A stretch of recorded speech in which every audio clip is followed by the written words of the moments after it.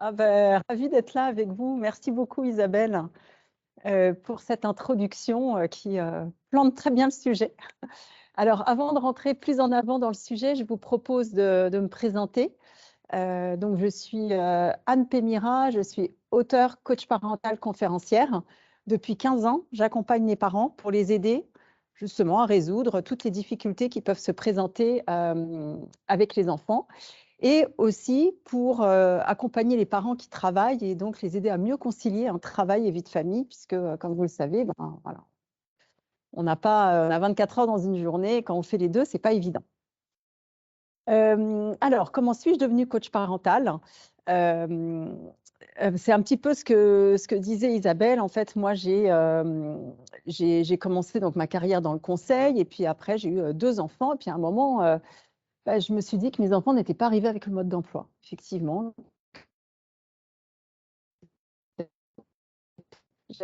Voilà, c'était plus ce que j'attendais. Donc, c'était plus compliqué en tout cas que ce que j'attendais au moment avant d'avoir les enfants. Donc, je me suis un peu renseignée. J'ai découvert à ce moment-là l'approche qui s'appelle Calmer Parenting, que j'ai mise en application. Et très vite, j'ai vu comment ça a transformé notre vie de famille. Donc, j'étais à la fois impressionnée par les résultats. Je me suis passionnée pour ce sujet de la parentalité. Et c'est comme ça que j'ai décidé, après 15 ans dans le conseil en entreprise, de passer au conseil en parentalité. Donc, ça ne s'est pas fait du jour au lendemain. Je me suis formée auprès de la personne qui avait développé cette approche, donc Calmer Parenting. Et maintenant, j'ai le plaisir depuis 15 ans d'accompagner des parents, de travailler avec les entreprises et d'animer des conférences, des ateliers. Je suis aussi donc par ailleurs l'auteur de 4 ouvrages de parentalité, un que j'ai amené ici, si ça peut vous intéresser, qui reprend notamment bien sûr le sujet dont on parle aujourd'hui, et le 4e qui sort en janvier. Voilà. Sinon, sur une note plus personnelle, je suis maman de 4 enfants qui sont âgés de 22 à 10 ans. Voilà. Alors, pour notre sujet donc aujourd'hui, donc coopération des enfants. Alors, par coopération, on entend faire ce que voilà, faire ce qu'on demande de faire. Et moi, ce que je vois, c'est que souvent les parents, ils ont 2 attitudes. Soit effectivement, ils demandent les choses, ils se répètent, ils menacent, ils s'énervent. Mais finalement, une fois qu'ils ont fait tout ça, ils ne sont pas très contents, parce que ce n'est pas comme ça qu'ils veulent être avec leurs enfants. Soit l'autre option, pour s'éviter tout ça, ils font eux-mêmes, mais ce qui n'est pas vraiment non plus ce qu'ils souhaitent, et ce qui n'est pas non plus ce qu'ils veulent transmettre à leurs enfants, qui est d'apprendre à faire les choses par eux-mêmes. Alors, ce que je vais vous présenter aujourd'hui, c'est une 3e voie. C'est comment être ferme, positif et cohérent pour que vos enfants vous écoutent la plupart du temps et fassent dès la première demande ce que vous leur demandez de faire. Alors, je vais préciser tout de suite un petit peu les termes, parce qu'on parle de coopération, d'obéissance, etc. Peu importe, j'utilise son nom définit ces termes, puisque pour moi, la coopération, l'obéissance, c'est simplement le fait que quand je demande quelque chose à mon enfant, chose qui est raisonnée, qui est de venir manger, de s'habiller, de se préparer pour l'école, etc. Pour moi, c'est le fait que l'enfant le fasse sans que j'ai besoin effectivement de le dire, de le redire, d'élever la voix, etc. Alors, avant d'aller plus loin, je voudrais tout de suite faire un petit sondage et vous demander justement comment ça se passe chez vous. Alors, est-ce que, je vais peut-être avancer d'ailleurs mes petites slides. Hop, voilà. Alors, en général, un peu de manière un peu statistique, quand vous demandez des choses à vos enfants, à votre ou vos enfants, est-ce qu'ils vous écoutent, on va dire, 1 fois sur 10, à peu près, 1 ou 2 fois sur 10? Non? Un peu plus que ça? Autour de 5 fois sur 10.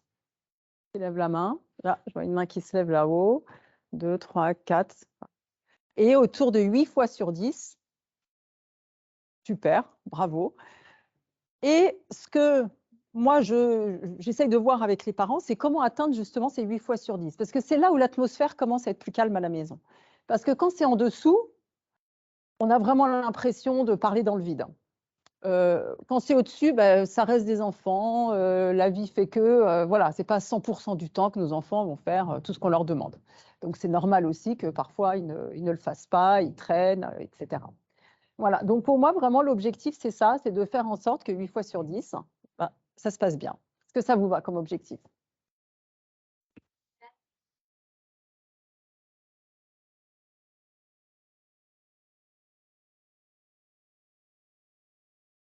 Oui, oui, oui, pour moi, c'est vraiment un peu l'objectif, quel que soit l'âge de l'enfant. Alors, bien sûr, en fonction du, on le verra, hein, quand même, de l'âge pour les tout petits, du tempérament aussi, du moment où on commence à faire tout ça. Voilà, ça peut être progressif, mais c'est quand même l'objectif, c'est de voir des progrès et d'en arriver là.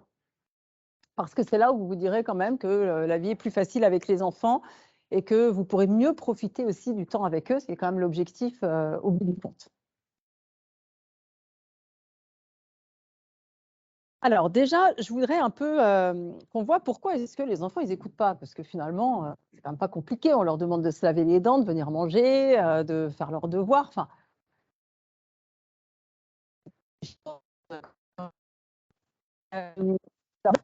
ce qui fait que les enfants n'écoutent pas. On n'est pas nombreux, vont en profiter pour être un peu interactifs. Pardon? Alors effectivement, ils ont d'autres objectifs dans leur journée que de se laver les dents. Ils préfèrent jouer, ils préfèrent lire, ils préfèrent rêver plutôt que d'aller se laver les dents. Effectivement, ça c'est un premier point, tout à fait.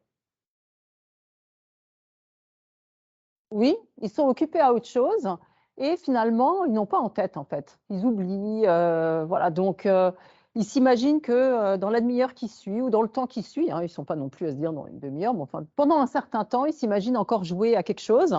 Et puis là, poum, on leur tombe dessus. Et puis on leur dit, oh là là, mais là, attends, c'est l'heure là, faut vite que tu montes, va te laver les dents. Et en fait, moi, c'est ce que j'appelle le clash des agendas. C'est-à-dire que votre enfant, il a en tête un certain déroulé de la journée qui est le sien, et puis nous, on en a un autre. Et notamment quand vous rentrez du travail. Vous savez, votre enfant, il est tranquillement dans le salon en train de jouer. Lui, il a en tête, hein, si on voyait son agenda Outlook, il y aurait une seule entrée jouée à partir de maintenant et le plus tard possible. Et nous, on arrive et on a d'abord je sais pas, prendre le bain, préparer le dîner, venir dîner, monter se préparer, aller se coucher, et tout ça dans, si possible, moins d'une heure. Voilà. Donc effectivement, il y a une notion un petit peu du temps qui est différente. Les enfants aussi qui sont beaucoup plus lents dans ce qu'ils font, et nous qui essayons d'être rapides, parce qu'on a des journées chargées, il faut avancer, et donc voilà, ça clash par moment. Est-ce que vous avez d'autres idées là-dessus? Oui. Alors, ça peut arriver, effectivement. Ils peuvent tester.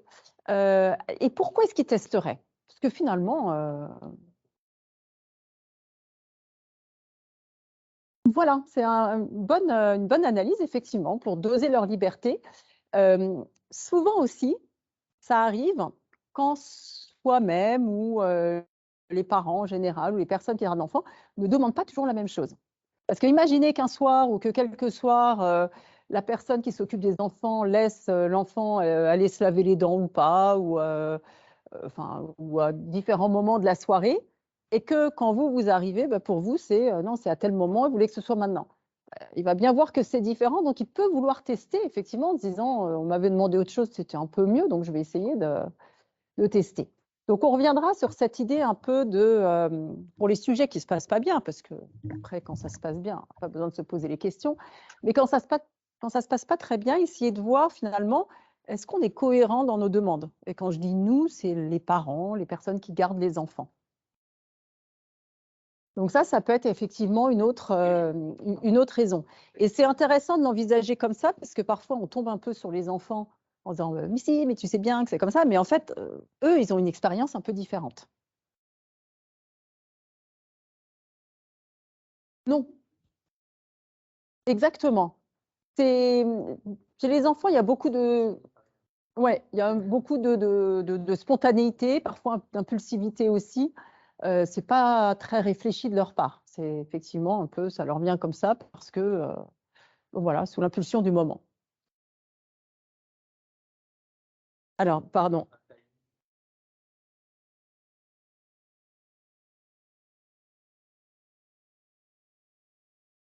Oui, parce qu'ils sont pas dans ils n'ont pas le même agenda que nous en fait en tête. Et justement, c'est ce qu'on verra après dans les clés que je vais vous proposer, c'est comment les préparer avant le moment où il faut faire les choses, pour qu'ils aient un peu en tête le même agenda que nous. Parce que si on les prend au dernier moment, on les prend à froid, en fait. Et en fonction du tempérament de l'enfant, ben, il y en a qui vont plus ou moins le faire, et puis d'autres qui vont un peu mal réagir. Donc voilà, donc ça, je vous dirais comment est-ce qu'on peut mieux préparer les enfants. Vous vouliez dire quelque chose? Oui, ça rejoint un petit peu. En fait, en général, ils n'aiment pas, c'est comme effectivement se laver les dents. Ils voient ça comme une contrainte. Je pense qu'ils peuvent ne pas aimer, mais le plus souvent, c'est quand il y a eu des tensions sur cette situation auparavant avec les parents ou avec les frères et sœurs, ou quand ça ne s'est pas bien passé avant. Mais quand même, la plupart des choses qu'on leur demande, à part leur donner un médicament qui est vraiment pas bon, enfin, c'est quand même pas des choses horribles qu'on demande aux enfants. Enfin, je sais pas si vous êtes d'accord, mais je dis pas que c'est très agréable, effectivement, de se lever le matin, il fait froid, c'est pas agréable, de sortir dans le froid, etc. Mais voilà, ça reste quand même trop compliqué. Oui, alors c'est le dernier point sur lequel, oui, oui, c'est le dernier point sur lequel je voulais attirer votre attention. Et parce qu'on ne s'en rend pas toujours compte, surtout quand on a un enfant, mais quand on en a plusieurs, ou quand on est grands-parents, ou quand on voit des enfants un peu plus largement, on voit que les enfants, ils ont chacun leur tempérament. Et si je devais un petit peu, entre guillemets, cataloguer les tempéraments, il y a le groupe un peu d'enfants qui ont un tempérament plutôt posé, plutôt calme. Et donc finalement, quand on va leur demander des choses, même si on n'est pas toujours très cohérent, dans l'ensemble, ils vont le faire. Ensuite, il y a le gros des troupes, c'est les enfants qui écoutent la plupart du temps, voilà, mais en tout cas, ils n'ont pas de réaction extrême, donc souvent, ils vont vous écouter, un peu de résistance, mais voilà, pas trop. Et après, il y a le groupe d'enfants qui ont un tempérament que je décrirais comme intense, inflexible, hypersensible, impulsif. Et eux, ben, quand on va leur demander quelque chose et qu'ils sont occupés, ils ont tendance à réagir beaucoup plus vivement. Et si je leur dis, bah, maman, là, faut passer à table. Mais pourquoi je devrais venir? Et voilà. Et ou bien ils vont s'énerver s'ils sont en train de jouer, ils vont jeter quelque chose s'ils sont plus petits. Voilà. Et donc, souvent, bien sûr, quand les parents viennent me voir en consultation, ils ont souvent plutôt des enfants qui sont par là, parce que c'est vrai que nos façons un petit peu classiques de faire, elles ne marchent pas du tout avec eux. Parce que si on commence un petit peu à élever la voix, ben finalement, comme ils sont hypersensibles, ils ne le prennent pas bien. Comme ils sont impulsifs, ils vont vite s'énerver. Et donc, poum, c'est l'escalade. Si on commence à vouloir les punir, souvent, c'est des enfants qui sont assez malins aussi, et ils vont un peu défier les parents. Combien de fois j'ai des parents qui me disent oui, ben, je lui ai dit d'aller au coin, ou non, même pas, c'est même pas ça. Il a fait telle chose et il est allé lui-même au coin en rigolant. Et en fait, souvent, c'est des enfants qui sont par là. Donc, je dis par là parce que ce n'est pas des catégories bien définies, hein, chaque enfant est différent, mais si vous sentez que votre enfant a un petit peu ces caractéristiques, c'est possible que vous trouviez le quotidien avec eux pas toujours très facile. Et donc, ce que je vais vous proposer aujourd'hui, ce sont des techniques qui vont marcher avec tous les enfants, qui vont être agréables pour tous les enfants, mais qui vont, enfin, pour lesquels vous verrez encore plus la différence. Vous avez des enfants qui sont par là, parce que, à nouveau, les façons un petit peu classiques, traditionnelles de faire, enfin, les méthodes d'éducation traditionnelles ne marchent pas du tout avec ces enfants-là. Voilà. Et j'aime bien comparer, en fait, ce que j'appelle donc la coopération, l'obéissance, à l'apprentissage du vélo. Parce qu'en fait, pour moi, c'est un apprentissage. Un enfant ne naît pas obéissant, il le devient. Et il le devient parce que finalement, on va l'entraîner, on va le former à le devenir. Et donc, je compare avec le vélo. C'est vrai qu'en général, on ne donne pas à un enfant un vélo enduro en disant « débrouille-toi ». On va lui expliquer comment relever la pédale, comment démarrer son vélo, on va le tenir au début. Voilà. Et puis après, une fois qu'il sait… Et donc, c'est aussi intéressant, vous avez un enfant qui est plutôt peu coopératif, de vous dire, en fait, il faut le former, il faut l'aider, lui apprendre à être plus coopératif. Et donc, qu'est-ce qui fait aussi, une autre raison qui fait que les enfants ne sont pas toujours coopératifs, alors, je ne suis pas là pour vous culpabiliser, mais pour décrypter les situations, c'est souvent nos réactions assez naturelles de parents. qui finalement vont peut-être parfois nous permettre d'obtenir un résultat à très court terme, mais dans la durée ne sont pas forcément aidantes pour justement donner cette habitude de coopération aux enfants. Alors, qu'est-ce qu'on va faire? Par exemple, on va, je sais pas, un petit peu expliquer. Vous savez, souvent on explique aux enfants pourquoi on leur demande quelque chose. Puis finalement, est-ce qu'ils le font plus? Non, vous savez, hein, ça rentre par une oreille, ça sort par l'autre. Eux, ils prennent ça pour un discours, ils ont un temps d'attention de quelques secondes, et en général, on dépasse largement. Et tu sais, il faut aller te coucher tôt parce que sinon, demain, tu vas être fatigué, après, ça va être dur à l'école. Enfin, tout ça, vous pouvez laisser tomber. Ça ne marchera pas. Ensuite, il y a la menace. Alors, parfois, ça marche un peu, mais en général, on n'est pas très, très content de faire ça. Et puis, il y a un moment donné, ils se rendent compte que la menace, en fait, derrière, il n'y a pas toujours grand-chose. Donc, c'est une façon qui ne va pas non plus trop marcher dans la durée. Et puis ensuite, il y a aussi, c'est ça que j'aimerais que vous reteniez, c'est qu'en fait, on donne des habitudes à nos enfants en fonction de comment on réagit. Donc, si par exemple,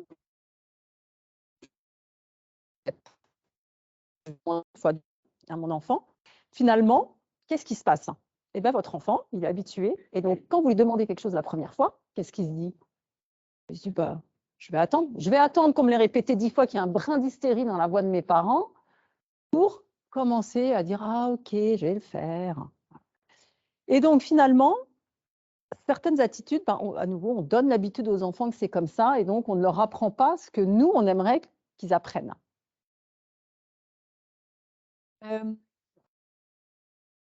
Qu'est-ce que je peux vous... Oui?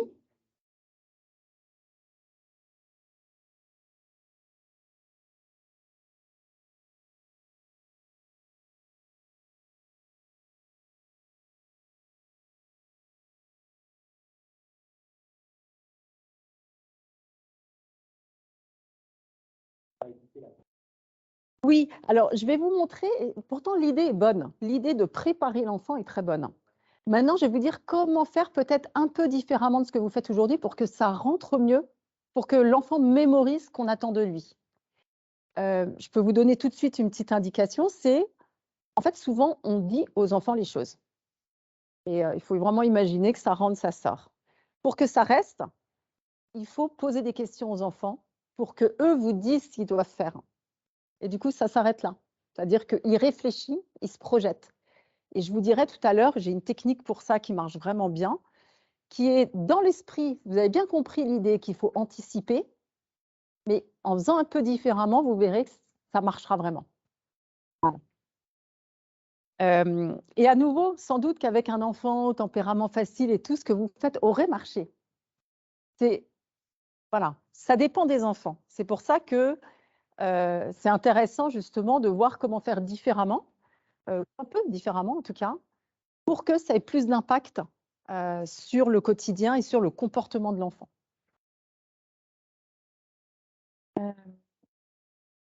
Voilà.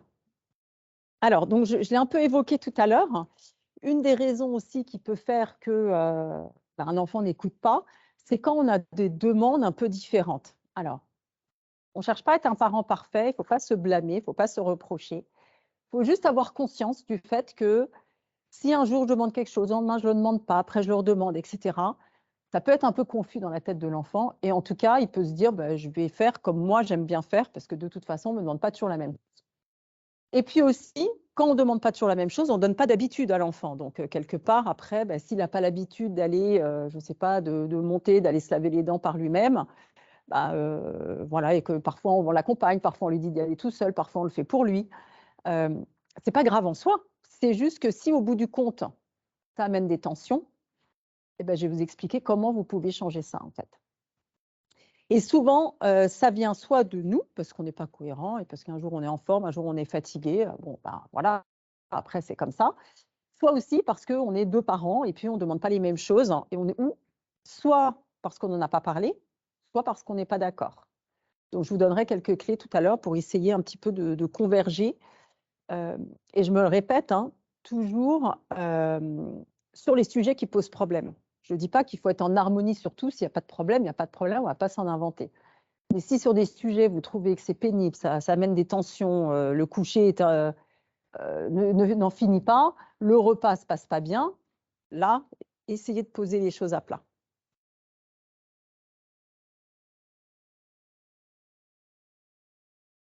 Alors, je vais vous donner maintenant justement des techniques concrètes pour faire en sorte que vos enfants soient plus coopératifs.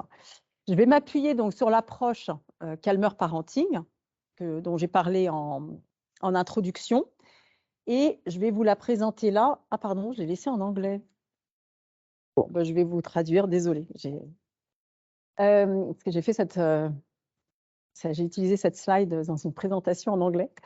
Donc du coup, l'approche, c'est quoi? C'est en haut, c'est le fait d'avoir des attentes qui sont claires, comme je l'évoquais tout à l'heure, et de présenter autant que possible ce que j'appelle le front uni, c'est-à-dire que les adultes en charge des enfants ont à peu près les mêmes attentes par rapport aux enfants. Ensuite, on a 5 techniques clés. La première, c'est le compliment descriptif, ou même. On a mignons quand ils vont chez les copains, puis à la maison, on les trouve infernales. Voilà, donc comment les motiver pour être mignons à la maison. Ensuite, on a la discussion préparatoire, qui est justement comment donner de meilleures habitudes aux enfants. Donc ça, je reviendrai dessus. Ensuite, on a l'écoute empathique, qui est vraiment comment être finalement à l'écoute des émotions de l'enfant pour l'accompagner quand il a des émotions fortes et éviter tout ce qui est crise, colère, chouinement, pour les ados, claquement de porte, etc. Ensuite, en 4e technique, la méthode en 6 étapes ou comment ne pas se répéter. Donc ça, bien sûr, on le verra aujourd'hui, on est au cœur du sujet.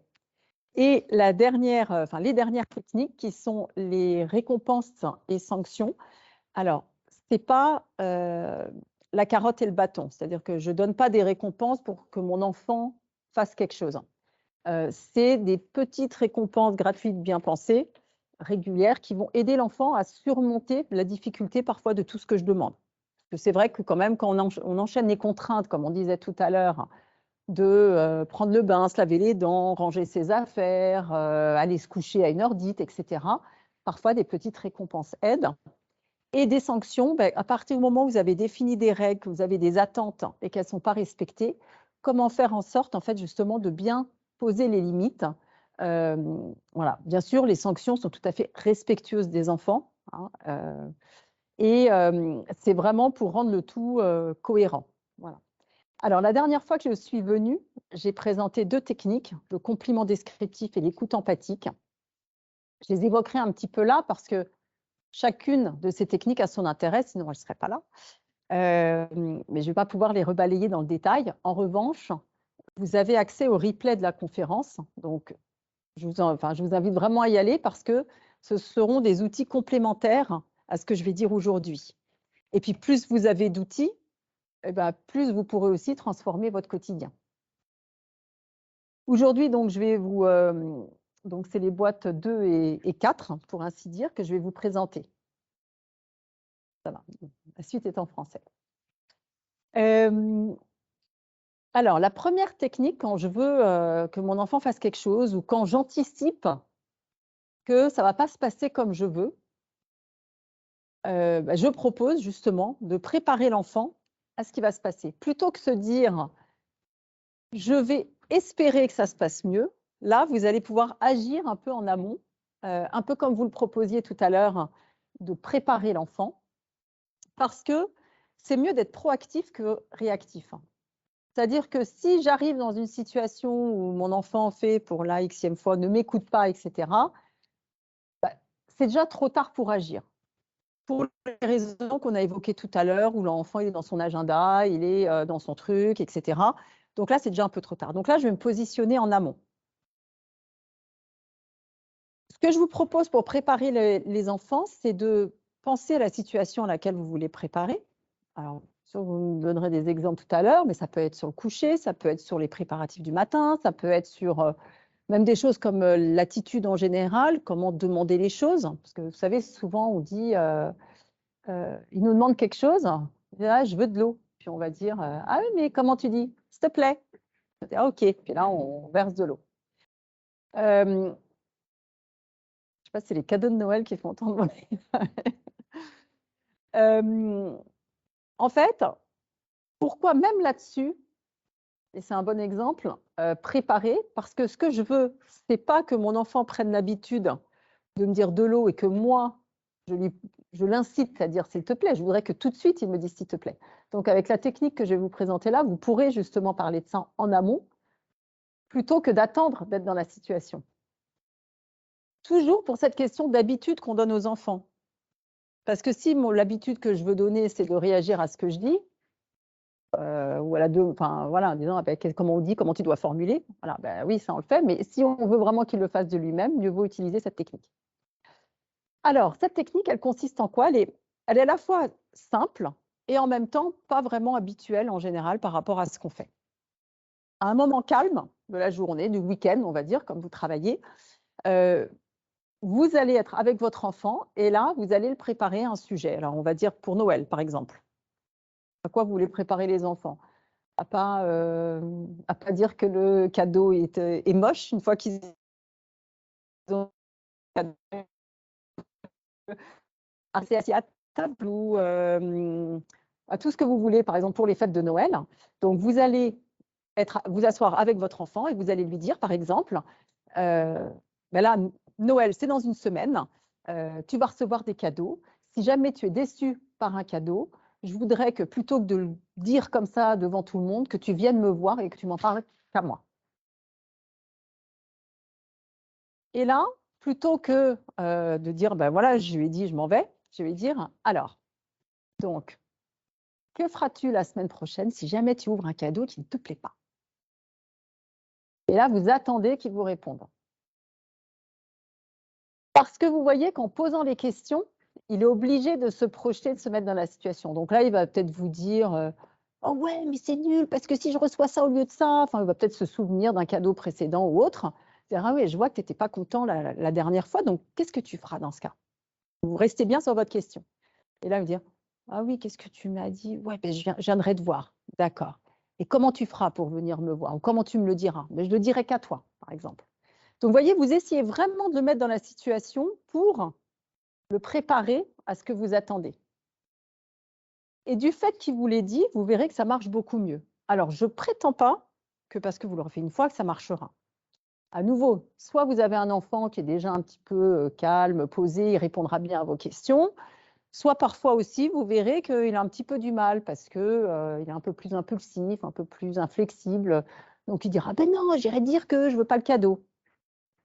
Donc là, vous attendez un petit peu et puis, vous pouvez reposer la question, ça c'est justement, est-ce que c'est ça qu'on veut? Ben non, c'est pas ça. Voilà. Donc, et là, vous essayez de le refaire dire ce que vraiment vous attendez de lui. C'est possible. Je finis juste la présentation, je prends votre question. Cette discussion, elle doit durer 1 minute. Si jamais au bout d'1 minute, vous n'avez pas obtenu la réponse que vous souhaitiez, c'est pas grave. Vous pouvez dire, je sens que ma question déjà te contrarie d'avance. On en reparlera plus tard. 1 heure après ou 2 heures, en fonction de votre planning du week-end, vous allez revenir sur ce sujet en lui reposant des questions. Alors, essayez de varier un petit peu. Donc là, vous pourrez dire, ben, souviens-toi, qu'est-ce qui se passe dans 1 semaine? Ah ouais, c'est Noël. Ouais, exactement. Et donc, tu sais, tu vas recevoir les cadeaux. Et qu'est-ce qui peut se passer avec un des cadeaux que tu vas recevoir? Ouais, moi, ça risque de ne pas me plaire. Alors, on imagine qu'il a déjà eu quelque chose qui ne lui plaisait pas. Et donc, là, vous essayez à nouveau de reposer vos questions pour que de lui-même, il vous donne la bonne réponse. Et ce n'est pas parce qu'une fois qu'il vous aura dit la bonne réponse que ce sera acquis. Il faudra le refaire encore d'ici Noël 2-3 fois pour vérifier qu'il l'a bien en tête. Ce que j'aime bien aussi conseiller aux parents, c'est juste avant Noël, si par exemple on va chez papy, mamie, avant de rentrer dans la maison, dire « souviens-toi pour les cadeaux ». Si jamais tu es un peu déçu, tu es complètement déçu même, qu'est-ce que tu fais? À qui tu iras le dire? Comme ça rafraîchit sa mémoire sur le sujet.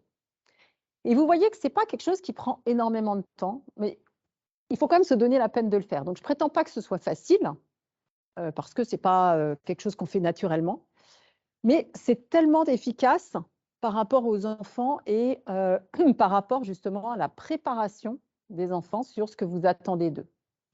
Et c'est ce qui est vraiment Enfin, c'est ce qui vraiment fonctionne pour changer une attitude qui ne serait pas l'attitude, je dirais, un petit peu naturelle si on ne fait rien de l'enfant. Ou qui ne serait pas la réaction, la première réaction de l'enfant dans certaines situations. Et à nouveau, les enfants, souvent, ils n'ont pas... c'est pas qu'ils veulent réagir comme ça, c'est juste leur impulsivité. C'est le fait que bah, ils sont dépassés par l'émotion. Là, en l'occurrence, c'est la déception d'un cadeau qui n'est pas celui attendu. Et donc, du coup, voilà, c'est comme ça que ça sort. Donc, pour minimiser ça, cette impulsivité, et aller plutôt vers une réaction différente, préparez-le. Alors, je vais prendre votre question maintenant.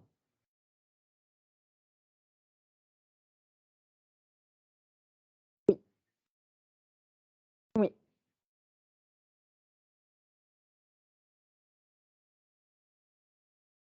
oui.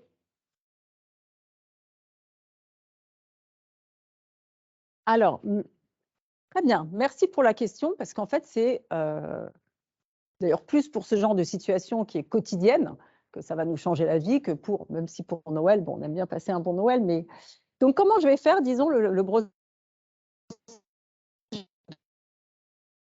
à quoi la situation. Donnez un peu plus précis, comme ça je vais même vous donner un exemple plus précis. Il ne va pas se laver les dents quand on lui demande?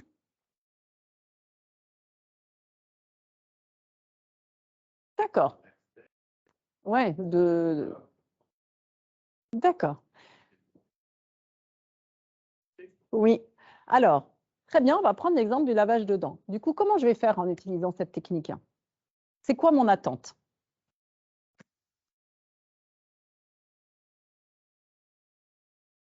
Alors vous, ce serait que de lui-même, il aille se laver les dents. Oui, lui le faire dire, effectivement. Voilà.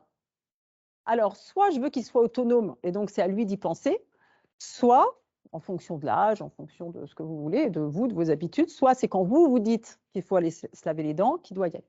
Donc, prenons le second cas, par exemple.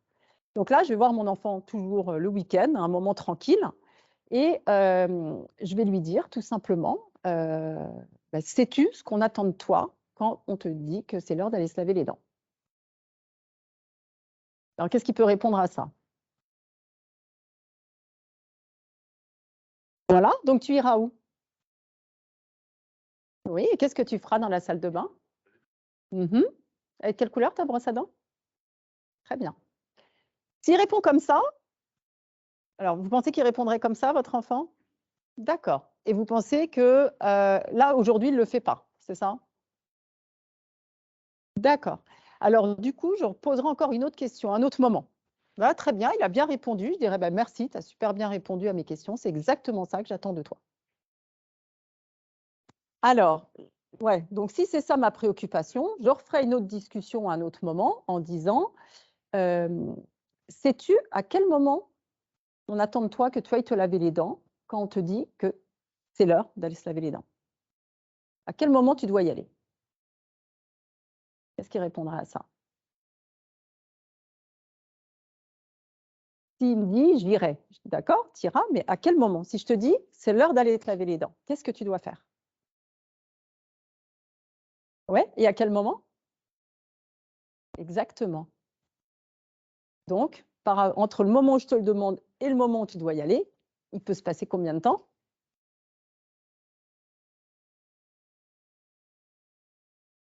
Oui, je voudrais que tu le précises. Et donc, j'attends qu'il me réponde. Donc, Gérard, je vois que tu réfléchis.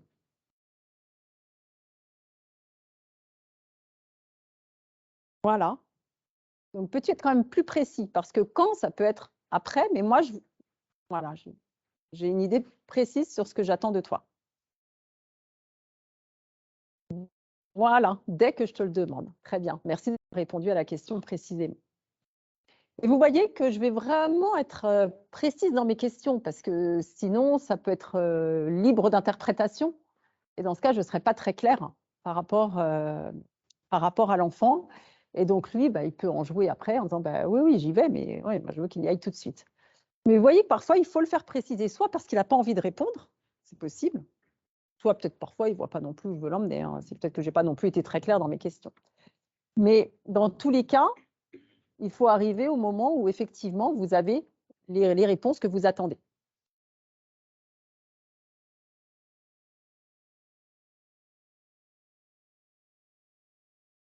Oui, voilà. Voilà, c'est pour ça que c'est dès que. C'est important de le préciser. Bonjour. Donc, en fait, vous pouvez préparer vos enfants avec tout le quotidien.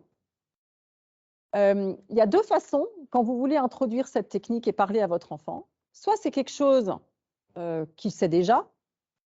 Voilà, dans ce cas, vous pouvez directement poser les questions. Soit c'est quelque chose de nouveau.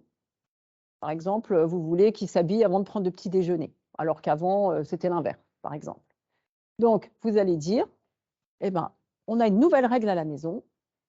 Alors, papa et moi, si vous êtes en couple, le matin, on veut que tu t'habilles avant d'aller prendre le petit déjeuner. Donc, une fois que tu te seras levé, qu'est-ce que tu vas faire tout de suite?» Voilà. Et donc, vous attendez la réponse sur le fait qu'il ira s'habiller d'abord. Et une fois que tu es prêt, qu'est-ce que tu peux faire? Bah, descendre, prendre le petit déjeuner, par exemple. Donc, vous voyez qu'en fait, à chaque fois, en posant pour en fait, et ça va être qu'est-ce que tu fais, avec qui, même pourquoi, sais-tu pourquoi? Ça peut être intéressant aussi de leur poser la question.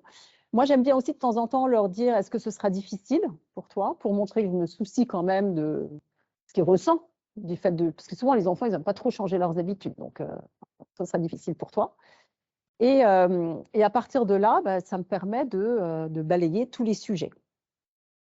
Donc les sujets, on a vu, c'est le quotidien, les transitions, il faut faire ci à tel moment. Ça peut être des situations exceptionnelles comme, Noël, comme un anniversaire de copain. Vous savez, votre enfant, il va courir dans la maison, puis après vous savez plus où il est, vous n'arrivez plus à le faire sortir de la maison. Ça peut être aussi sur des attitudes un peu de politesse, comme je disais tout à l'heure, sur, quand on demande quelque chose, le fait de dire: «S'il te plaît», le fait de regarder. Vous savez souvent enfin, il y a des enfants qui ne regardent pas quand on leur parle, qui regardent un peu et du coup, on ne sait jamais s'ils nous écoutent ou pas. Donc les habituer un peu à lever la tête, à regarder. Donc, du coup, vous pouvez vraiment utiliser cette technique à sur différentes situations. Ce que je propose, c'est que la discussion, en tout cas, elle soit toujours courte, parce que l'attention de vos enfants, vous l'aurez pas plus d'1 minute. Donc, mieux vaut faire plusieurs discussions d'1 minute que de prolonger une discussion au-delà d'1 minute. Voilà. Est-ce que vous avez des questions sur cette technique? Oui?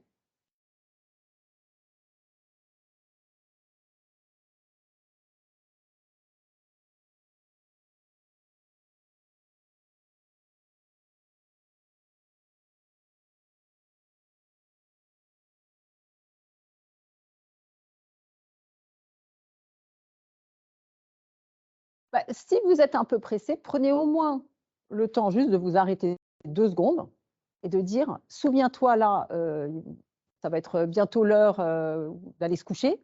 Quand je te dirai: "C'est l'heure d'aller se laver les dents", qu'est-ce que tu feras tout de suite?». Vous atten toujours ouais, toujours des questions. Parce qu'en fait, c'est beaucoup plus, déjà, vous voyez, même dans le ton de voix, c'est plus sympa parce que, je m'adresse à lui, je challenge un peu de trouver la réponse et puis en plus, à nouveau, ça les fait réfléchir. Ils se projettent en fait. Quand ils disent: «Ah oui, j'irai me laver les dents». Ils se voient déjà en train de le faire. Donc même si vous êtes pressé, hein, vous pouvez le faire comme ça.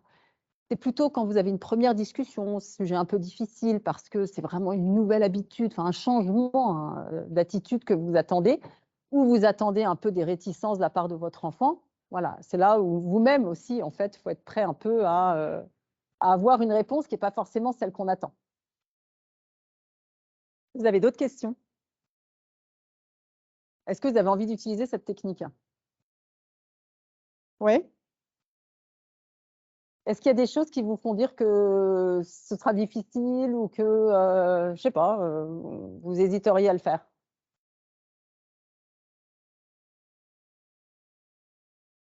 Non, c'est bon?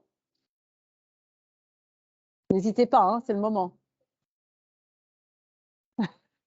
Oui, voilà, c'est s'il y a quelque chose qui vous empêcherait de faire alors quand allez-vous utiliser cette technique?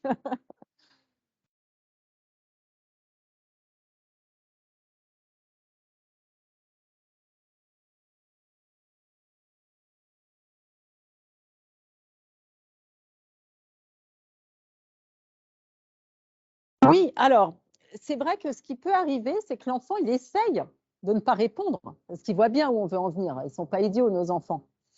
Et donc, ceux qui sont déjà un peu dans l'opposition, qui sont un peu réticents à faire ce qu'on leur demande de faire, ils vont essayer de passer à côté, de nous envoyer un peu balader, en fait.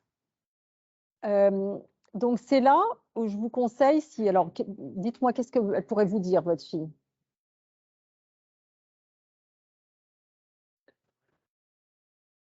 Alors, il y a plusieurs choses que vous pouvez faire. Si par exemple, ouais,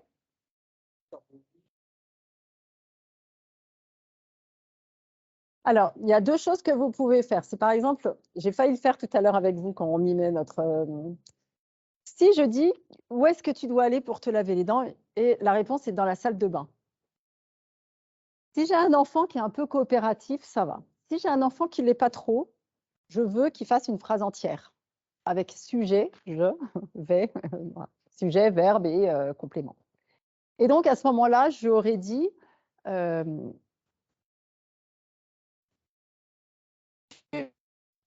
une phrase complète qui commence par je.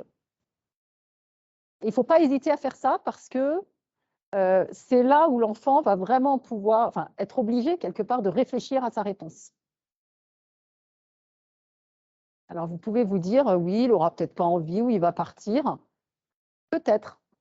Je n'exclus pas un enfant qui est vraiment dans l'opposition, qui dit, ah, qu'est-ce que tu me demandes? OK. Vous laissez partir, on ne va pas le suivre. En revanche, votre enfant, il va revenir vers vous. Qu'est-ce qu'on dîne ce soir? Est-ce qu'on peut faire ci? J'aurais plaisir à répondre à ta question, mais d'abord, je vais te répondre à la mienne. Quand je te dis d'aller te laver les dents, qu'est-ce que tu dois faire? Là, ils vont être un peu surpris, mais quand ils voient que nous, on est, ce que j'ai un peu faire, mais qu'on fait un suivi par rapport à ce qu'on leur demande, ils finissent quand même par nous répondre correctement. Puis, on ne leur demande quand même pas des choses horribles. Hein. Je demande juste qu'ils aillent se laver les dents pour, voilà, c'est pas non plus des choses très, très difficiles. Et donc, faire ce suivi, ça aide aussi les enfants à voir que pour nous, c'est important et qu'on ne va pas lâcher comme ça. Ce n'est pas parce qu'eux ont essayé un peu de nous envoyer balader qu'on va effectivement laisser faire. Voilà. Et c'est en faisant ça, vous voyez, là, pour l'instant, je n'ai même pas demandé encore à mon enfant ce qu'il devait faire. Et en utilisant cette technique régulièrement, vous verrez que si vous prenez vos différents sujets, petit à petit, ils vont devenir effectivement plus coopératifs sur ces sujets. Et donc, vous n'aurez pas besoin de vous répéter sur le moment. C'est vraiment de l'anticipation, de la préparation. Est-ce que vous pensez que ça répond à la situation avec votre fille?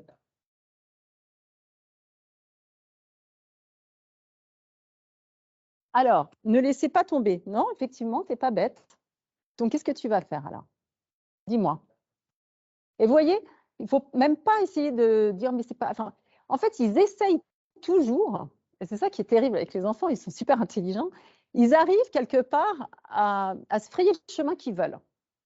À nous, de temps en temps, alors il y a peut-être des choses, des sujets sur lesquels on est tout à fait d'accord pour qu'ils fassent comme ils l'entendent, mais les sujets où vraiment pour nous, on veut que ça se passe comme ça parce que c'est le quotidien, parce que sinon c'est galère pour nous, sinon tout le monde se couche trop tard et est fatigué, etc.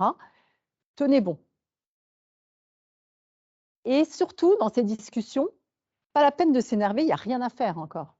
Donc que l'enfant réponde bien, pas bien, que là, au bout d'une minute, vous ayez votre réponse ou pas, c'est pas grave. Vous continuerez après. Donc, essayez toujours de rester, c'est ça que je dis, positif, dans le sens où quand vous avez une bonne réponse, voilà, vous allez dire, eh ben ouais, c'est exactement ça, merci d'avoir répondu correctement. Si ce n'est pas ça, vous pouvez dire, je sens que tu n'aimes pas cette nouvelle règle, hein, je sens que ça te contrarie beaucoup. Et là, on peut dire, si on avait dit qu'on faisait une minute de discussion, on dit, la minute est terminée, on en reparlera à un autre moment. Mais vous voyez que vous restez quand même sur vos sujets. Et franchement, je ne vois pas d'enfants qui, entre guillemets, résistent ou en tout cas qui, finalement, n'acceptent pas des choses qu'on leur demande. Et à nouveau, hein, ce n'est pas des choses horribles, c'est des choses quand même toutes simples du quotidien. Bien sûr, on aura plus ou moins de résistance, comme je disais tout à l'heure, en fonction des habitudes des enfants et de leur tempérament. Donc, vous pouvez vous attendre à en avoir un peu quand vous posez ces questions. Là, bon, j'avais juste mis un exemple sur le télétravail. Qui était, vous savez, quand vous êtes en télétravail et que vous ne voulez pas que votre enfant vous dérange quand vous êtes en call ou autre, par exemple, bah, du coup, vous pouvez mettre un petit panneau sur la porte et les préparer justement à ne pas rentrer pour ne pas vous déranger quand vous avez mis un panneau, ne pas déranger, par exemple, sur la porte. Avec les plus petits qui ne savent pas lire, vous pouvez mettre feu rouge, feu vert. Voilà, feu rouge, il faut qu'ils attendent, feu vert, ils peuvent rentrer. Donc ça aussi, vous voyez, plutôt que d'attendre qu'ils rentrent en plein cours pour leur dire ben non, tu ne peux pas rentrer, hein, vous les préparez. Et ça les aide. Voilà. Et puis, on peut trouver des petites solutions de contournement. Qu'est-ce qu'ils peuvent faire à la place? Ils peuvent vous glisser un petit mot sous la porte, un dessin, enfin, voilà, en fonction de l'âge. Et puis, on peut les préparer en disant, ben, s'ils voient qu'ils ne peuvent pas rentrer, qu'est-ce qu'ils peuvent faire à la place? Parce que souvent, les enfants, ils n'ont pas cette ressource. Ils sont trop petits pour se dire, je veux faire quelque chose, je n'ai pas le droit. Et ils ne sont pas préparés à aller faire autre chose. Donc, la discussion va les aider justement à se préparer pour pouvoir faire autre chose. Dire, du coup, ils peuvent être un petit qui s'occupe de lui, ou bien, voilà, on peut préparer dans sa chambre 2-3 jeux voilà, avec lesquels il pourra aller jouer si on est occupé. Oui?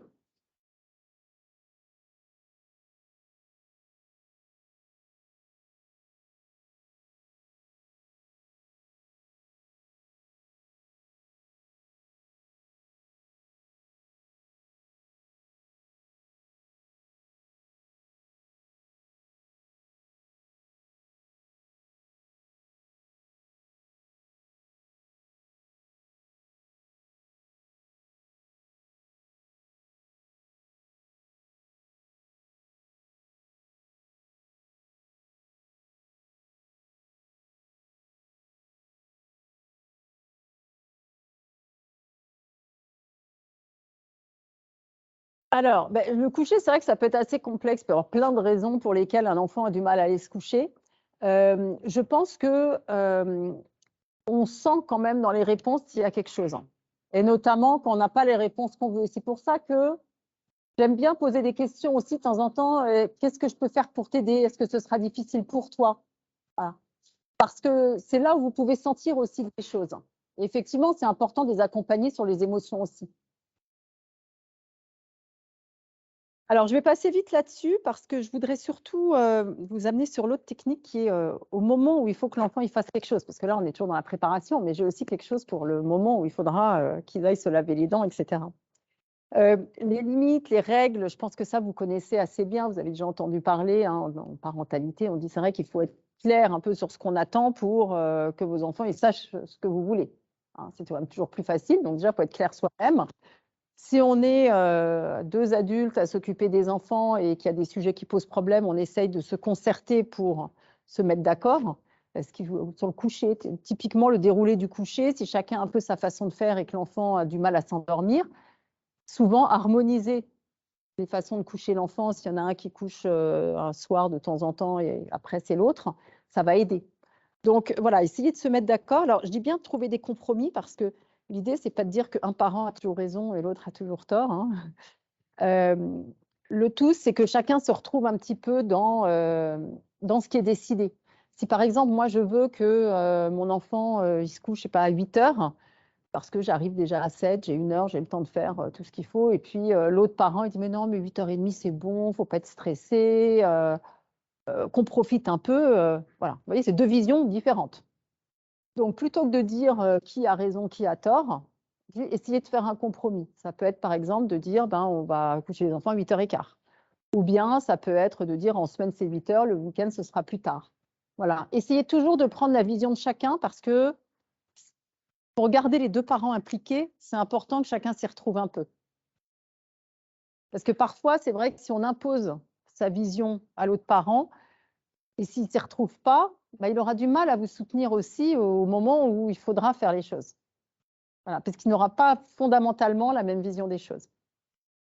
Alors, à nouveau, je ne prétends pas que ce soit facile, mais des petites discussions régulières pour revoir les points, essayer de trouver des accords. Souvent, quand on a quand même le même objectif, hein, qui est que les enfants soient bien, que les soirées soient apaisées, donc voilà, on arrive quand même à peu près à trouver des solutions. L'autre technique que je voulais vous présenter, donc c'est ce que j'appelle la méthode en 6 étapes, et c'est comment faire au moment où c'est l'heure d'aller se laver les dents, c'est l'heure de venir à table. Donc, ce que je vous ai proposé avant, la discussion préparatoire, les règles claires, c'est pour faciliter les choses. Ce n'est pas parce que j'aurais préparé que forcément l'enfant, s'il n'a pas l'habitude d'être coopératif, il ne le fera peut-être pas tout de suite. Donc là, je vous propose de faire un peu autrement de ce qu'on fait d'habitude. C'est-à-dire que, alors je vais vous montrer tout de suite les étapes. Voilà. Allez, pourquoi il y a 1 qui est revenu partout? J'avais remis, mais bon, je sais pas. Quand on télécharge, ça va de 1 à 6, hein, c'est pas que des 1. D'habitude, qu'est-ce qu'on fait quand on veut qu'un enfant fasse quelque chose? Eh ben, on va dire à table, par exemple, hein, entrer dans la maison. On va dire et tu as fait tes devoirs. Voilà, comme ça. Moi, ce que je propose, en fait, c'est un petit peu différent. Ça va être déjà quand je suis en train de voir, en fait, me mettre debout devant lui.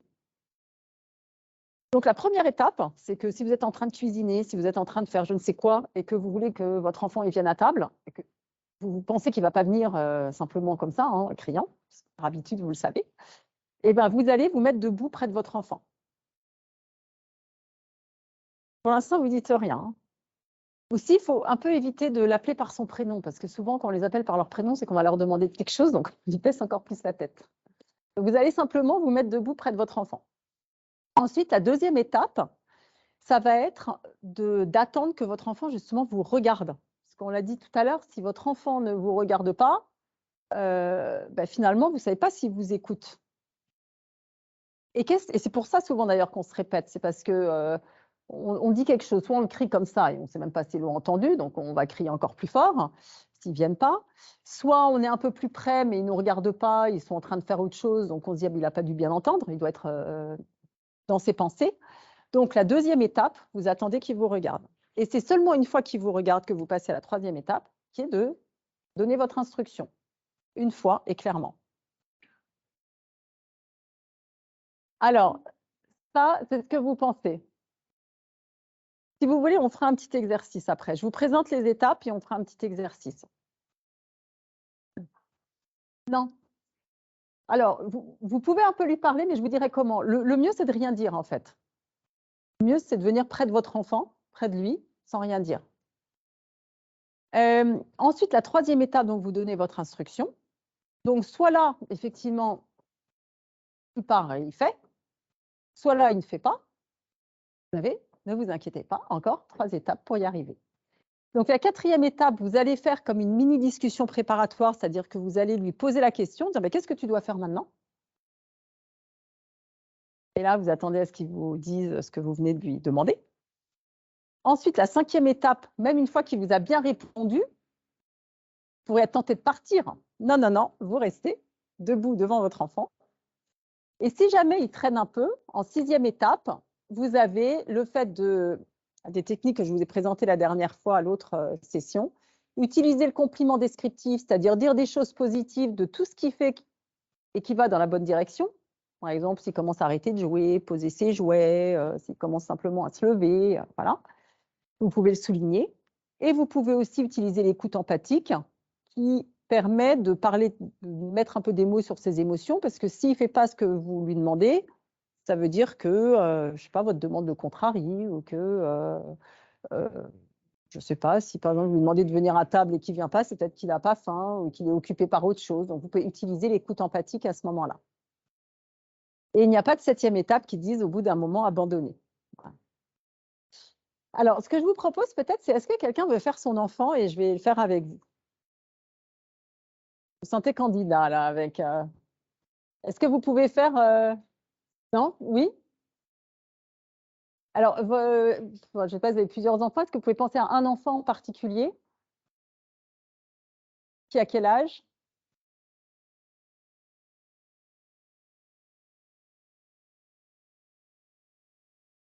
7 ans? D'accord. Ok, alors qu'est-ce qu'il est en train de faire? D'accord? Et on va dire que c'est l'heure de passer à table. Ok? Alors, faites comme si vous étiez lui et on ne va pas commenter sur ce qu'on dit. D'accord? Ok. Ah, pardon, il s'appelle comment? Juste pour savoir. C'est Stella. C'est Stella. D'accord.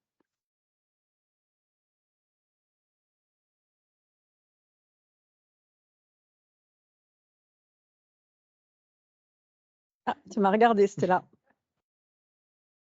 Oui. Oui. Tu me parles aussi? Mhm. Qu'est-ce que tu veux? Qu'est-ce que tu veux, maman? Mhm. Ah, merci de me regarder. C'est l'heure de passer à table, Stella. Ah, mais je suis en train de faire mon dessin, là. Mhm. Qu'est-ce que je t'ai demandé de faire? Bah, c'est important de dessiner. Mhm. Je suis obligé, hein. À la fin. Mhm. Finir mon dessin. Ça, c'est ce que tu aimerais. Qu'est-ce que tu dois faire maintenant? Papa, il me dit toujours de finir ce que j'ai commencé. Mhm.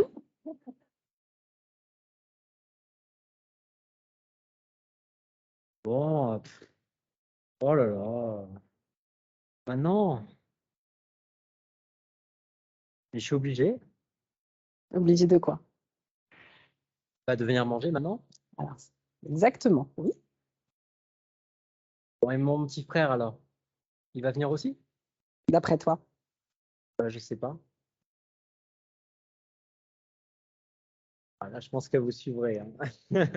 Ouais, Je pense que ok. oui, mais ouais, c'est pas évident, hein. Non, en fait, vous voyez, Parce que là, finalement, la femme aurait lâché l'affaire parce qu'en fait, elle aurait lancé le repas et ça serait en train de peut-être de. Ouais, ouais, faudrait mais qu'elle vous passe voyez, aller-retour à la en fait, cuisine pour vérifier où ça voilà. en est. Ouais, mais justement, en Mm. fait, l'idée, c'est de dire, j'arrête ce que je suis en train de faire, donc je ne me suis pas inquiète par mon feu, par la cuisine, etc. Et finalement, et j'ai bien senti comme elle essayait de me dérouter.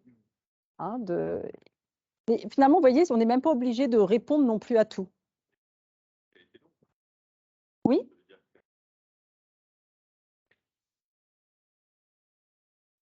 Oui, oui, mais de toute façon, entre ça qui va me prendre 1 minute, même 2, je ne sais pas combien de temps ça a duré, et le fait de me répéter, de revenir 3 fois lui dire, c'est un investissement que je fais. Et après, souvent, ce qui se passe, c'est que quand l'enfant sait qu'on commence à faire comme ça, c'est que je vais venir le voir, et puis là, il va dire, ah ouais, ok, j'arrive. Parce qu'il sait que je ne vais pas laisser tomber non plus. Voilà. Donc, c'est un peu comment on arrive, en fait, à montrer qu'on est là pour ça, et que pour l'instant, c'est ça qui est le plus important. Voilà. Mais elle est maligne, c'est là. Ça ne m'étonne pas que vous ayez du mal avec elle. Hein, oui. Ouais. Parce qu'elle essayait toujours, vous avez vu, d'amener d'autres arguments pour essayer de me faire réagir.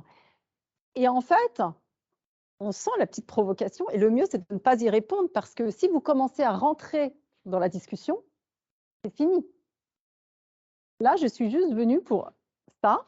Par contre, je note quand même des petites choses dont je pourrais reparler à un autre moment sur le petit frère. Je sentais qu'il y avait un truc un peu, est-ce qu'on part? Enfin, voilà, ça me donne plein d'informations pour une autre fois, mais que je n'allais pas régler là, parce que ce n'est pas mon objectif. Voilà.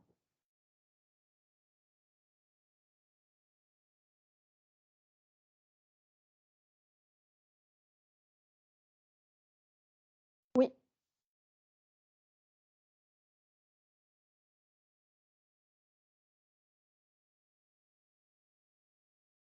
oui, oui,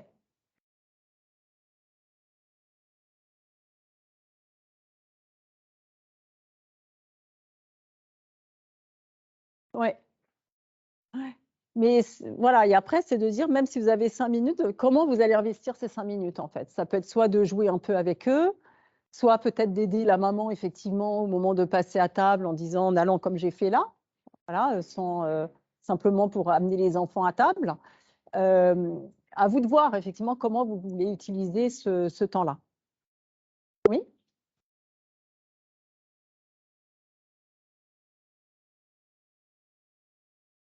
Ah ben en tout cas, on lui court pas après, parce qu'après, qui est le chef à la maison? Donc, il y a bien un moment où il va revenir. Vous le laissez. Non. Ah non, jamais. Enfin, sauf si c'est un heureux, mais sinon, non. Ouais.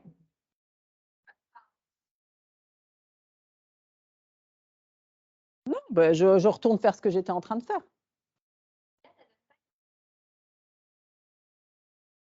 Bah, non, sinon, ça donne l'impression que vous lui courez après, que vous êtes prêt à le suivre.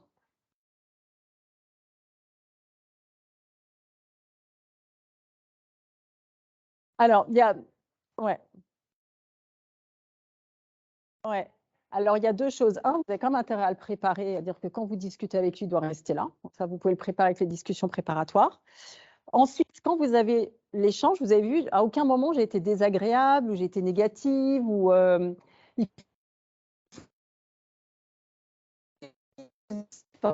c'est ça aussi, quand ils sentent qu'on commence un peu à s'énerver ou à élever la voix, etc. Si l'interaction se passe bien, il y a beaucoup moins de risques qu'ils partent. Oui, oui, mais enfin, on apprend à l'être en fait avec ça. C'est-à-dire que là, c'est aussi être ferme sans être, je trouve, autoritaire dans le sens négatif du terme. On va un peu chercher à impressionner, à élever la voix, à punir. Non, là, je montre juste que c'est ça qui est important et que voilà, je suis convaincue que là, c'est la chose que je dois faire à mon enfant, c'est de venir à table parce que j'ai préparé le repas, j'ai décidé que le repas serait avec tout le monde et donc c'est là-dessus que j'investis mon temps et mon énergie. C'est un peu ces messages-là qu'on fait passer aux enfants. Après, je pense que le coucher, c'est vrai que ça peut être il faudrait peut-être qu'on en reparle un petit peu ensemble, si vous voulez, si effectivement le coucher est problématique. Que j'accompagne souvent les parents là-dessus. Il y a plusieurs choses qui peuvent un peu se greffer sur ce sujet du coucher. Donc voilà pour les 6 étapes. Ce qui était bien dans l'exemple que vous m'avez donné, c'est que votre fille était en train de dessiner ou de jouer. Très bien. Parce que souvent, les enfants sont sur des écrans. Et en fait, là, je peux venir me mettre à côté comme j'ai fait, ça vous perturbera assez peu, en fait. Donc, en fait, il faut habituer les enfants aussi à avoir d'autres activités. Si vous voulez arrêter un enfant qui est sur un écran, déjà, soyez assez clair sur un peu la durée, sur le moment d'arrêter, etc. Et avant d'utiliser ça, faites en sorte que l'écran soit éteint. Qu'est-ce que je peux vous dire d'autre? Vous pouvez essayer d'abord avec l'enfant, si vous avez plusieurs, qui est un petit peu le plus souple sur ces sujets, comme ça vous entraînez à utiliser ces 6 étapes. Si à un moment donné, vous êtes un peu perdu dans les étapes au début, ce n'est pas grave, vous recommencerez après ou le lendemain. Enfin voilà, il n'y a pas... De toute façon, et c'est ça que j'aime bien aussi, c'est que comme c'est qu'à l'étape 3 que vous demandez ce qu'il faut faire, si vous faites étape 1, étape 2 et après vous dites, non, là, je n'ai vraiment pas l'énergie, vous pouvez encore partir, il n'y a rien de fait. Voilà. Par contre, essayez de bien retenir en fait l'ordre. Parce que à nouveau, si vous donnez votre instruction alors que votre enfant est encore plongé dans son dessin, ben, vous ne saurez pas si vous a entendu en fait. Oui.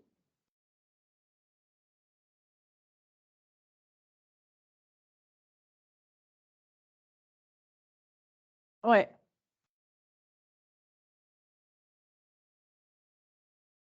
Alors là, j'ai une autre façon de faire, effectivement, c'est déjà il faut faire effectivement en sorte déjà qu'il se pose un peu, parce que sinon on ne peut pas lui demander de se préparer alors qu'il est tout agité. Donc déjà, ça peut être quand même d'aller près de lui. Alors s'il est en train de courir, ça peut être aussi de vous mettre un peu un moment sur le chemin, voilà, calmement. Vous pouvez aussi lui dire quelque chose comme vous attendez de lui, par exemple, de dire ben maintenant, on veut que tu viennes t'asseoir ici ou que tu restes avec nous. Voilà. Parce que s'asseoir, c'est peut-être un peu compliqué. Il a quel âge? Ouais. Bon, plutôt de dire, voilà, maintenant, on veut que tu restes, ou je veux que tu restes avec moi, près de moi. Après, peut-être qu'elle va encore un petit peu courir. Dans ce cas, vous dire, oh là là, mais je te sens pleine d'énergie, là, très agitée. Un peu d'écoute empathique, vous voyez. Ce qui arrive souvent et ce qui marche très bien, c'est qu'à un moment donné, elle va, pour X raison, elle va ralentir, elle va s'arrêter. Et là, vous pouvez lui dire, ah, t'as arrêté de courir, merci. Et un peu de surprise d'ailleurs, parce qu'on ne parle pas souvent comme ça. Mais ça va l'aider à se souvenir de ce que j'attends d'elle, en fait, et de voir qu'elle a mon attention quand elle fait ce que j'attends d'elle. Et ça va l'aider. Et en fait, quand je combine là, ce que je vous ai dit, en général, en 1 minute, l'enfant est quand même beaucoup plus calme. Quand un enfant, et ça c'est général, il fait quelque chose, qu'il a un comportement que vous ne voulez pas avoir, plutôt que de dire « arrête de », ça ne marche jamais, attendez la pause dans le comportement, enfin, mauvais entre guillemets, hein, il n'y a pas de comportement non souhaité de l'enfant, et dites « tu t'es arrêté de courir, tu t'es arrêté de crier ». Et en fait, c'est beaucoup plus puissant parce que vous passez de donner de l'attention négative sur ce que vous ne voulez pas voir à donner de l'attention positive sur ce que vous voulez voir. Et comme les enfants, ils sont quand même en recherche d'attention, vous les aidez en fait à se diriger vers ce que vous voulez voir. Et c'est là où ils se calment, en fait, ils ont le comportement souhaité beaucoup plus rapidement. Alors, je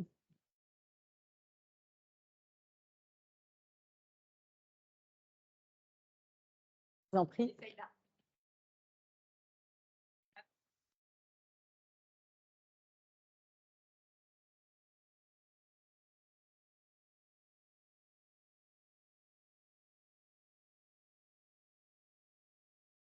C'est-à-dire qu'eux argumentent. Voilà, eux, oui, en fait, le tout, c'est de pas rentrer. Vous avez vu tout à l'heure, quand Stella, c'est ça, a posé la question en disant ouais, mais est-ce que mon petit frère, lui, il va venir à table? J'ai pas répondu, j'ai dit d'après toi. En fait, ça sert à rien de répondre parce que c'est un début de négo, en fait.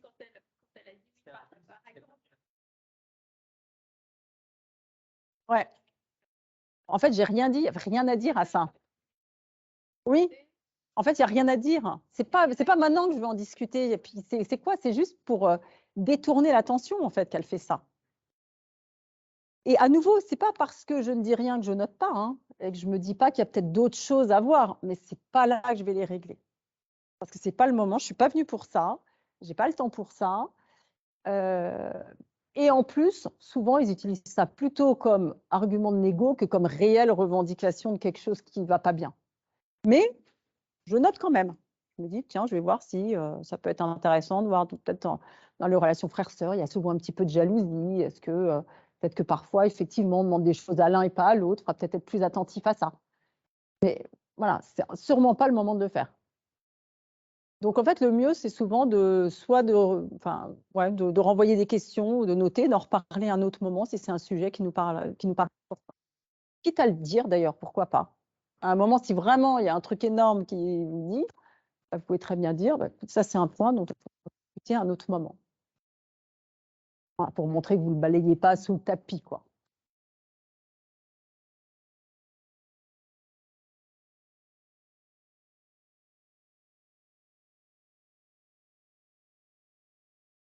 Oui.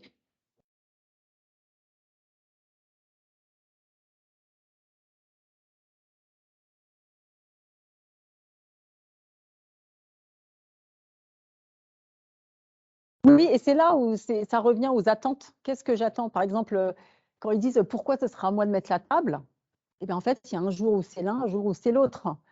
Et comme ça, je dis pourquoi? D'après toi, quel est le planning? Enfin, voilà. Puis après, ils ne posent plus la question parce qu'ils savent que c'est comme ça. Donc, en fait, chaque fois qu'il y a des questions, ça veut dire aussi peut-être, enfin, pas chaque fois, mais souvent, c'est qu'il y a un flou derrière sur qui doit faire quoi. Donc, clarifier. Et pour clarifier, c'est vrai qu'il faut prendre, alors je reconnais que ce n'est pas toujours facile dans nos journées surchargées, mais ça veut dire que de temps en temps, prenez un peu le temps pour mettre à plat ces sujets qui peuvent poser problème et définir entre parents ce que vous attendez des enfants. Donc, qui met la table, qui fait ça en premier, voilà. Et puis, une fois qu'on a un peu, entre guillemets, traité ces sujets, ben, souvent, ça apaise vite les tensions, en fait. Donc, c'est vrai que c'est un investissement, mais bon, après, on en voit quand même les bénéfices.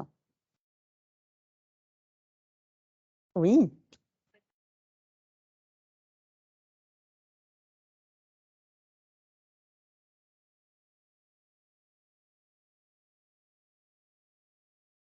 Alors, bien sûr que ouais. C'est sûr qu'il faut avoir, puis c'est sûr qu'il faut avoir ces 6 étapes là sous la main. C'est sûr que il faut penser à des moments, voilà, au moment, c'est pas au moment où il faut se laver les dents qu'il faut dire qu'il y a un problème sur le lavage de dents et qu'il faut essayer de le régler. C'est vrai. Je pense que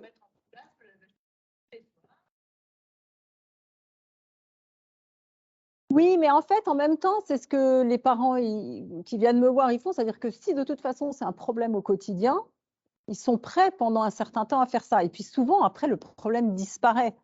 C'est-à-dire qu'après, une fois que l'enfant il a pris l'habitude d'aller se laver les dents et puis même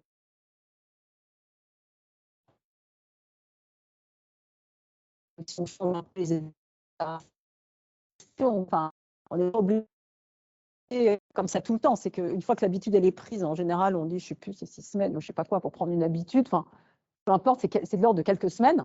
Après, on peut passer à un autre sujet. Voilà. Donc, mais c'est vrai, vous avez quand même raison sur le fait que ça demande à moi, parent, un petit peu de réflexion et de préparation. C'est vrai. Mais en même temps, c'est aussi, par exemple, le fait de ne pas s'énerver, c'est aussi un peu ce que je veux montrer à mes enfants.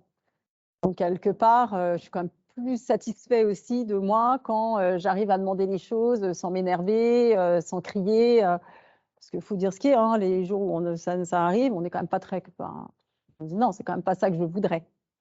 Même si, à nouveau, c'est pas grave, faut pas dramatiser. Si on crie de temps en temps, on s'énerve, ça arrive à tout le monde. Mais quand ça arrive souvent, on se dit non, c'est quand même pas ça que je veux. Donc, au moins, là, vous avez des outils, voilà, une façon de faire différente que vous pouvez utiliser. Alors, moi, ce que je conseille toujours aux parents, c'est par exemple de prendre l'une ou l'autre des techniques, de la mettre en application pendant quelques temps, puis de voir les résultats. Parce que ça motive aussi. C'est quand vous verrez les résultats que vous aurez envie de continuer. Vous n'êtes pas obligé de vous prendre toutes les techniques, là, toute l'approche de front, spoum d'un seul coup. Vous pouvez prendre l'une ou l'autre des techniques et puis essayer et voir ce que ça vous apporte à vous, en fait. Je crois beaucoup quand même, comme on a des journées quand même très chargées, voilà, politique du petit pas, hein, on va y aller progressivement. De toute façon, les enfants, vous les avez encore pour X années devant vous, donc il n'y a pas d'urgence. Hein. Le tout, c'est de le faire et de voir ce que vous vous appropriez et ce que vous arrivez à faire changer positivement à la maison.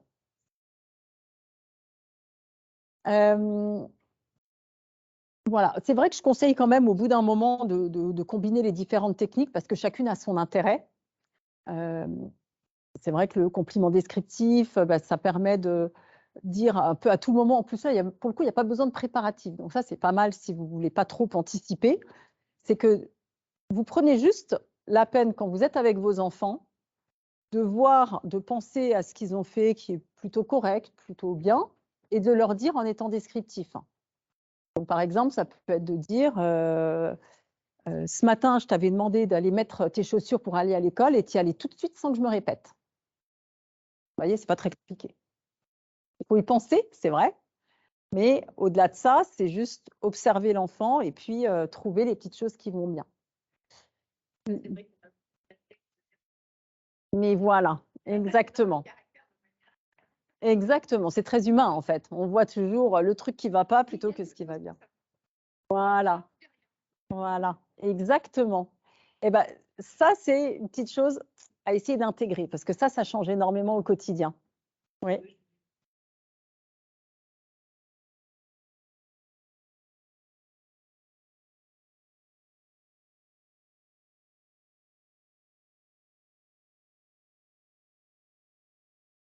Ouais. Ouais. incroyable, Anaïs. Je pense que ça change. Ouais. Effectivement, incroyable. C'est C'est cette route, enfin, c'est de la reconnaissance. Mm. C'est dur. Ouais. L'effet que ça lui a fait, Ouais. c'est vrai que ça m'a encouragée À continuer. Ouais. C'est vrai, incroyable. Ouais. Mais en fait, les enfants, ils essayent de bien faire. Ouais. Et donc, quand on le reconnaît, ça leur fait tellement de bien parce que du coup, enfin, ça aboutit à quelque chose. Donc ça, vraiment, je vous encourage à regarder du coup la vidéo de la précédente conférence où je présentais beaucoup plus en détail cette technique et puis aussi l'écoute empathique qui, à nouveau, ne demande pas forcément beaucoup de préparation, mais même si ça ne demande pas de la préparation, il faut les connaître, voilà, ces techniques, pour pouvoir les utiliser à différents moments de la journée. Alors, bon, je crois que je vais encore prendre des questions. Je vais juste surveiller l'heure pour voir. Il nous reste encore quelques minutes. Alors, est-ce que vous avez d'autres questions là-dessus? Est-ce que ça vous paraît clair? Oui. Le compliment descriptif, c'est vraiment observer l'enfant et remarquer tous les petits pas dans la bonne direction. Même si ce n'est pas encore à la hauteur de mes attentes. C'est-à-dire que si, par exemple, je veux que mon enfant il fasse ses devoirs et qu'il les fasse bien, et qu'au bout d'un moment, je vois qu'il est en train de travailler, mais que c'est encore mal écrit, pas complet, etc., j'aurais tendance, comme vous disiez très justement, à dire « Attends, mais applique-toi, fais attention. Hein ». Non, vous allez plutôt déjà lui dire quelque chose comme c'est l'heure des devoirs et déjà, tu es assis à ton bureau avec tes cahiers ». Vous voyez, c'est quand même plus motivant que de parler toujours du reste à faire ou de ce qui est mal fait. Voilà, déjà, essayons de voir ce qui s'est plutôt bien passé.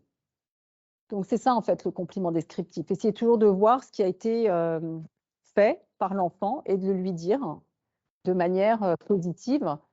Bien sûr, ce n'est pas de dire, par exemple, ah ben, tu vois, quand tu veux, tu peux être poli, hein, tu peux demander poliment les choses. Non, ça va être de dire, tout à l'heure, tu m'as demandé, c'est pas, par exemple, même à un ado, tout à l'heure, tu m'as demandé, je ne sais pas, de t'aider à faire quelque chose, tu me l'as demandé poliment en disant, s'il te plaît, j'ai apprécié. Voilà. En fait, quel que soit l'âge des enfants, qu'ils soient petits à 2 ans ou qu'ils soient ados, essayez de trouver ce que vous pouvez dire effectivement qui soit positif et qui souligne ce qu'eux ont fait. Et en plus, quand vous êtes descriptif, vous rappelez aussi vos règles. Si par exemple, je dis tu es allé te laver les dents sans que je te le demande, quelque part, c'est bien que mon attente, c'est qu'il aille de manière autonome se laver les dents. Donc, en plus, je lui dis ce qu'il arrive à faire et je répète ma règle. Voilà, donc c'est quand même beaucoup plus entendable pour un enfant qui entend quelque chose de positif et puis en même temps, on lui rappelle ce qu'effectivement on attend de lui. Voilà, donc effectivement, après, avec peut-être pour conclure, et puis je peux rester là si vous avez des questions plus spécifiques aussi. Toutes ces techniques sont vraiment là pour vous aider. C'est-à-dire que ce n'est pas des obligations, c'est à vous de voir s'il y a des situations que vous voulez changer, améliorer. En utilisant ces techniques, vous verrez que vous pourrez changer peut-être des situations que jusque-là, voilà, vous n'avez pas bien réussi à transformer. Et c'est en ça, en fait, que ces techniques qui existent depuis 40 ans maintenant, voilà, ont fait leurs preuves. Et donc, vous pouvez vraiment vous appuyer dessus pour mettre en place à la maison avec vos enfants. À nouveau, je n'essaierai pas de vous convaincre que ces techniques fonctionnent. Par contre, vraiment, je vous invite à les essayer, tester et voyez par vous-même les résultats. Voilà. Et merci beaucoup pour votre attention.